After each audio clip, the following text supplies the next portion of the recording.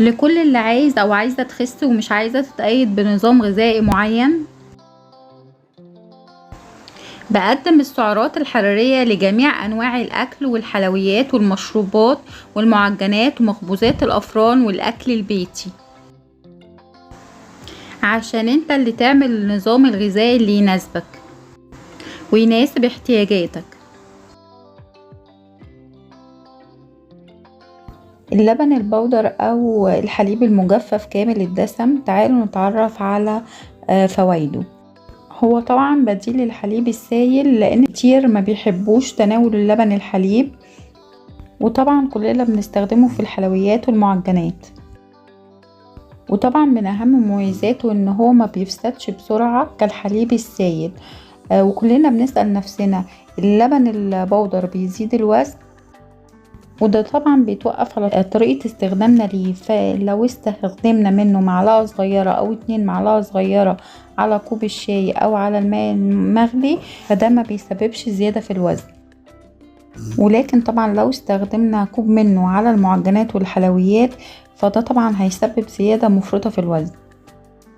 تعالوا نتعرف مع بعض على السعرات الحرارية في اللبن البودر او الحليب البودر والقيمة الغذائية كمان. القيمة الغذائية للبن البودر معلقة كبيرة بوزن 8.5 جرام. السعرات الحرارية 43 سعر حراري، بروتين 2.65 جرام، كربوهيدرات 3.18 جرام، دهون 2.12 جرام.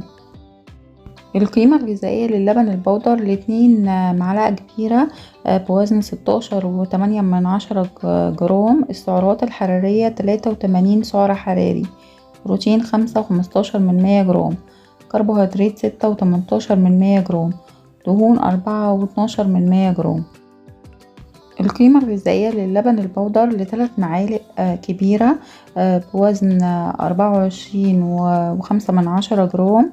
السعرات الحرارية 123 سعر حراري، بروتين 7.65 جرام، كربوهيدرات 9.18 جرام، دهون 6.12 جرام. القيمة الغذائية للبن البودر لمعلقة صغيرة مليانة بوزن 8 جرام. السعرات الحرارية 39 سعر حراري، بروتين 2.1 جرام، كربوهيدرات 3.7 جرام، دهون 2.12 جرام.